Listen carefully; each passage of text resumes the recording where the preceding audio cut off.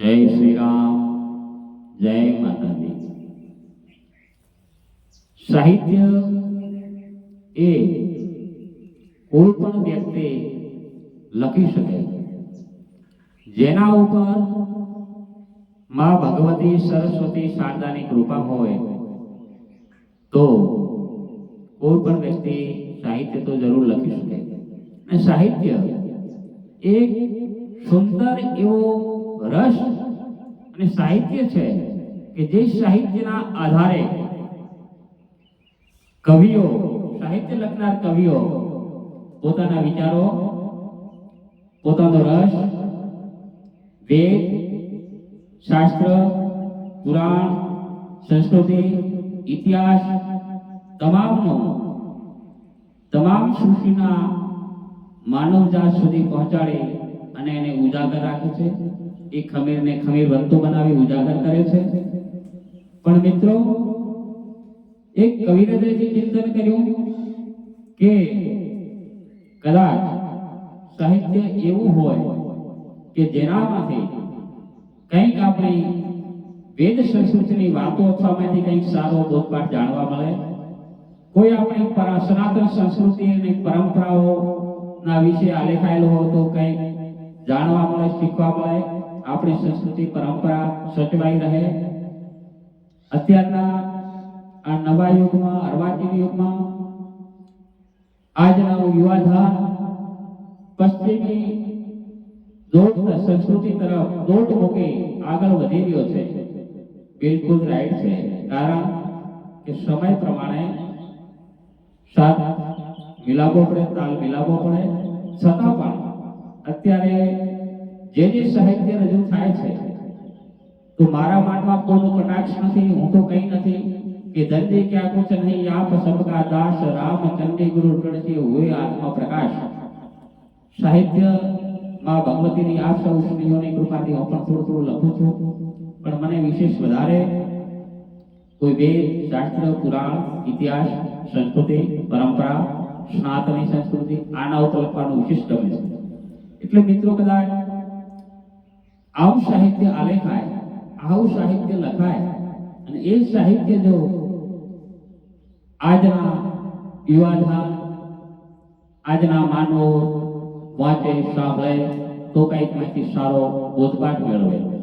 સાહિત્યના પ્રકાર ઘણા છે, જેમ કે શેર, શાયરી, મુશાયરા, મુક્તક, હાઇકુ, નવલકથા, સોનેટ, નવલિકા, ઇતિહાસ, છંદ, દુહા, ભજન, સવૈયા, સોરઠા, આવું ઘણી પ્રકારનો ખૂબ સાહિત્ય છે।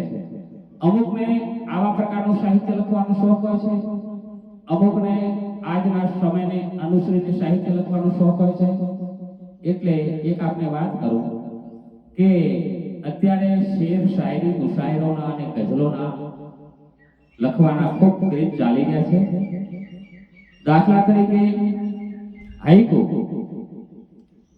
તો હાઇકુનો અર્થ એક કવિએ લખ્યું હતું કે જોડને આ ભૂંડ નીચો કરી મૂંડ, પહેલા 5 અક્ષર, પછી 7 અક્ષર, વળી પાછા 5 અક્ષર, આને કહેવામાં આવે હાઇકુ। તો જોડને આ ભૂંડ નીચો કરી મૂંડ, આ ભૂંડ વિશે જે કવિએ લખ્યું, ભલે એના વિચારોને રજૂ કર્યા, નો ટેન્શન, નો ઓબ્જેક્શન, પણ એ 5, 7 અને 5 અક્ષરના હાઇકુમાંથી નવીન તમને શું શીખવા મળે, નવીન શું બોધપાઠ મળે, એવો ને એવો પુસ્તક હોય તો એમાં પણ કદાચ સંસ્કૃતિ કે વેદશાસ્ત્ર પર ઇતિહાસ ઉદ્દેશને લખ્યો હોય તો કંઈક જાણવા મળે। એટલે કહેવાનો મતલબ કે જેને ભગવતીની કૃપા હોય, શારદાની કૃપા હોય, દરેક વ્યક્તિ સાહિત્ય લખી શકે, પણ થોડું એવું સાહિત્ય આલેખો, એનું એવું નિરૂપણ કરો કે જેનાથી આજના યુવાધનને, આજના માનવજાતોને કંઈક સારું એવું શીખવા મળે। એના વિશે થોડું ચિંતન કરી એક ગઝલના સ્વરૂપમાં આપને થોડી વાત કરું છું સાહિત્ય ઉપર કે શેર, શાયરી, મુશાયરોને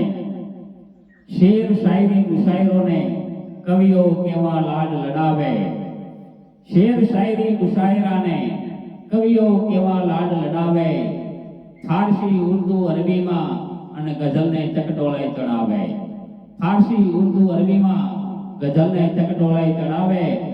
હા, એમાં મળે આનંદ, ગમત થકી ચિત્ત પ્રસન્ન કરાવે.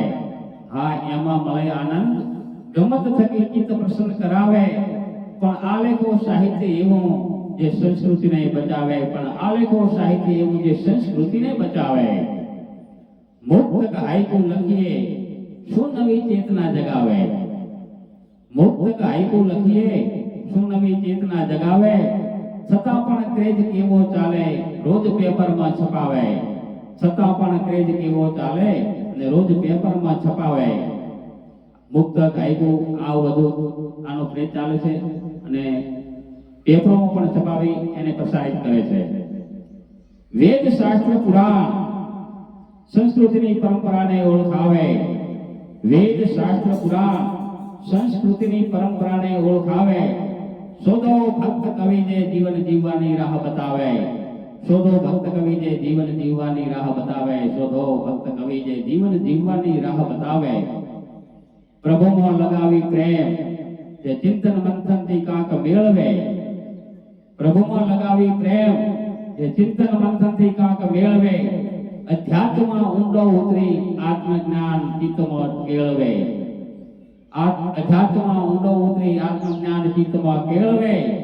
ગીતા થકી વિવેકાનંદ, ગીતા થકી વિવેકાનંદ વિશ્વ હિલોળે ચડાવે.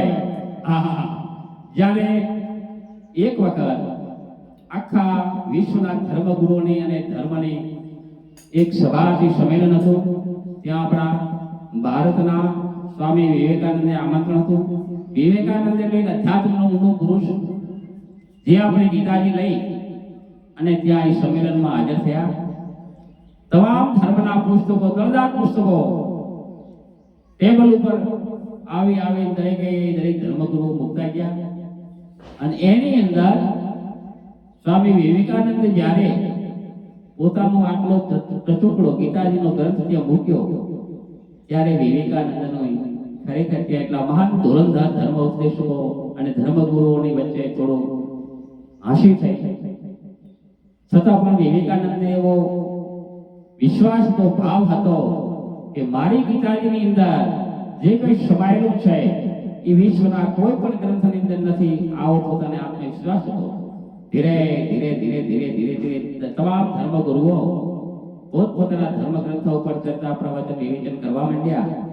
એમ કરતા કરતા જ્યારે વિવેકાનંદનો વારો આવ્યો ત્યારે વિવેકાનંદે એ ગીતાજી ઉપર એક એક શ્લોકનું વિવેચન કરી અને તમામ વિશ્વના ધર્મગુરુઓને મંત્રમુગ્ધ કરી દીધા હતા. કહેવાનો મતલબ કે આવું કંઈક સાહિત્ય હોય તે આપણી સંસ્કૃતિને લાગુ પડે અને કંઈક બોધપાઠ મળે. ગીતા જ્ઞાન થકી વિવેકાનંદ વિશ્વ હિલોળે ચડાવે. જન્મ્યો જગતમાં ભક્ત કવિ જે કવિને નવી ચેતના જગાવે, જન્મ્યો જગતમાં ભક્ત કવિ જે નવી ચેતના જગાવે. નવલકથા નવલિકા પ્રણય કથામાં સૌ સુર પુરાવે. નવલકથા નવલિકા પ્રણય કથામાં સૌ સુર પુરાવે. અશ્લીલ સાહિત્યમાં શું મળે અને સંસ્કૃતિ લુપ્ત કરાવે. આ ભાઈ જેને ગમે તે એમાં એમની કલમ ચલાવે. હા ભાઈ, જેને જે ગમે તે એમાં એની કલમ ચલાવે. પણ ધનજી સાહિત્ય એવું લખે છે કંઈક નવીન સમજાવે. ધનજી સાહિત્ય એવું લખે છે કંઈક નવીન સમજાવે. માટે કદાચ કવિઓ, મિત્રો, લેખકોને થોડું ખરાબ લાગ્યું તો માફ કરજો, કારણ કે હું તો કંઈ નથી. પણ એક જેના રસ ઉપર, જેના મંથન ઉપર, ચિંતન ઉપરથી કંઈક હૃદયમાંથી નવીન સ્ફૂર્ણા થતી હોય છે અને દરેક કવિઓ પોતપોતાની કલમ ચલાવતા હોય છે. પણ મને થોડો રસ વધારે અધ્યાત્મમાં, વેદ સાહિત્ય, પુરાણમાં, ઇતિહાસમાં, પરંપરામાં, સંસ્કૃતિ પરંપરા આમાં બારોટ હોવાના નાતે એટલે મિત્રો માફ કરજો. આ એક કાવ્ય આપની સમક્ષ રજૂ કર્યું છે. જય શ્રી રામ, જય માતાજી. બાકી જેને જે ગમે તે એમાં ભગવતી માં સરસ્વતી ખૂબ એમને સફળતા આપે અને એમની કલમ એ દિશામાં ચાલતી રહે એવા અંતરાત્મા આશીર્વાદ. જય શ્રી રામ, જય માતાજી, જય મા ભારતી.